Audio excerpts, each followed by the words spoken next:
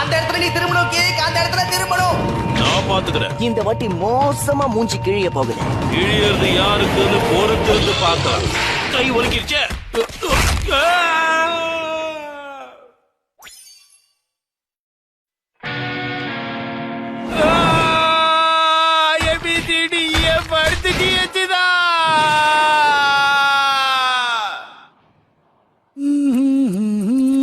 மூணு மாசமா கஷ்டப்பட்டு வளர்த்த இந்த ரோஜா செடி பூத்து குலுகிறத பார்க்க எவ்வளவு அழகா இருக்கு.